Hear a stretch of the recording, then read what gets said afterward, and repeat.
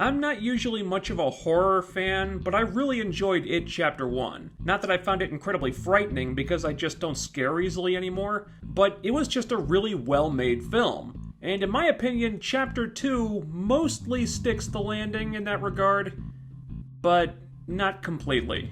There are no hints that they really dropped the ball in any one aspect production-wise. The direction is great, cinematography is beautiful, Pennywise is still very creepy. There are things I can and will nitpick, but for the most part I do think Chapter 2 is a good movie.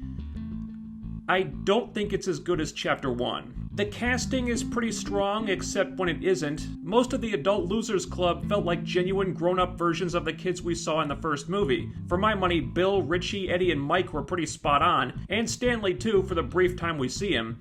Ben and Beverly felt off to me. Adult Ben just didn't feel like Child Ben. And I know these were going to be really hard roles to cast, so that's not really fair, but there was a disconnect with that character, and I never 100% felt like Child Ben and Adult Ben were the same person. Also, I think Child Ben was a much better actor. And Bev had the same problem, but it was worse with her. Sophia Lillis as tween-age Bev just radiated warmth and sweetness and had a very inviting presence about her. Jessica Chastain isn't like that. She has a colder, more closed-off demeanor, and not because the character changed as she grew up either. She's a good actress, and she looks like adult Bev, but she doesn't feel like adult Bev. And I don't think it's a coincidence that their storyline was the part that didn't suck me in the way the others did. Having said that, I do think this cast works well together overall, and in terms of replicating the dynamic the Losers Club had as kids, we probably weren't gonna do much better than this. Where I do have to kind of take the movie to task is the way the script is put together, because it's structured almost the exact same way the first movie was. Pennywise starts killing people, terrorizes the Losers Club one by one, they have to deal with Henry Bowers as a sort of mini-boss, they come together at that old abandoned house, they go into the sewer to do the final battle with Pennywise.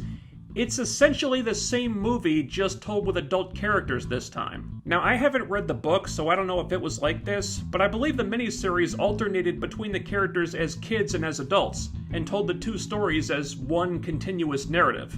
With the movies, it's one and then the other, which means they're basically telling the same story twice. Inevitably, that's going to invite comparisons, and unfortunately, Chapter 2 doesn't come off as well as Chapter 1. The film being structured the same way becomes really noticeable when you do this. Also, however you choose to frame it, kids being terrorized by an evil clown is always going to seem more menacing than adults being terrorized by an evil clown because of that perspective shift. It also means that this time around I'm going to make fewer allowances for the characters when they're too scared to do something that has to be done. When they were kids acting that way in the first movie, it was understandable. But in Chapter 2, there were a couple moments when I was like, dudes, you're grown-ass adults.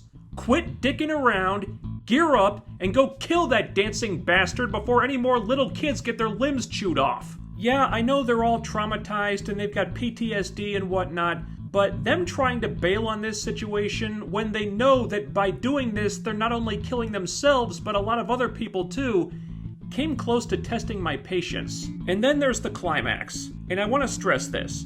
It's not bad. It's a good climax. It was exciting, I thought the emotional payoff was well done and cathartic and heartfelt and well acted. I was satisfied with it.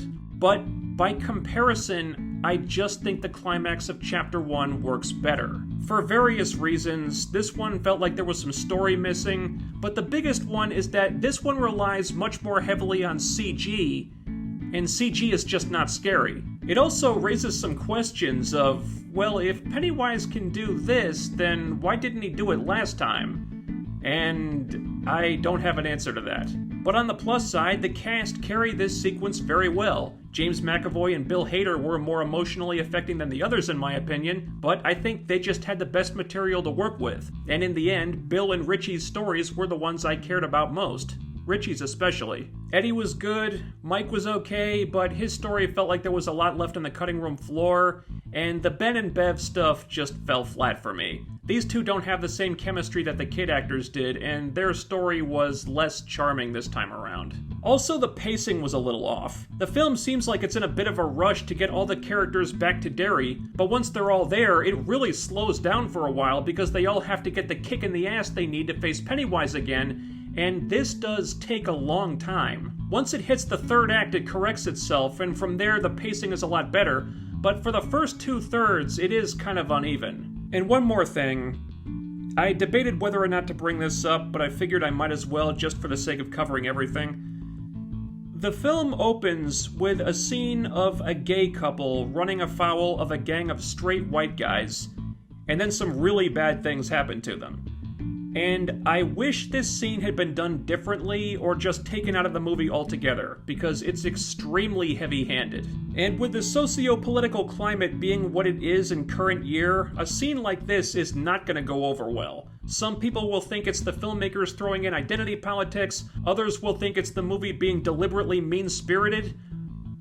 I'm sympathetic to both viewpoints, honestly. Personally, I didn't like this scene because it was just really uncomfortable, and not in the way it was supposed to be either. If that scene was in the book, then in my opinion they should have just changed it. It's an adaptation, sometimes you need to change things, and I think this was one of those times.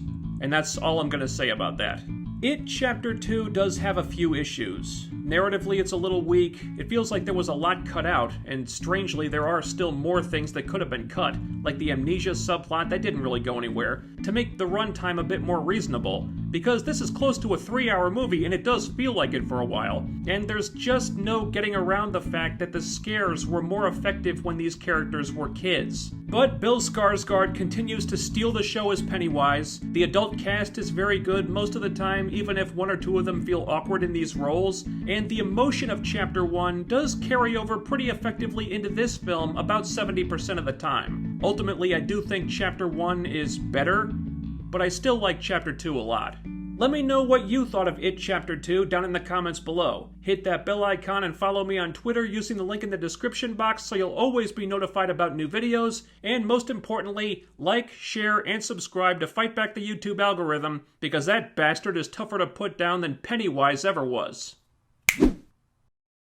Do all the things, stay tuned, and I'll be back with more reviews real soon. Over. Out.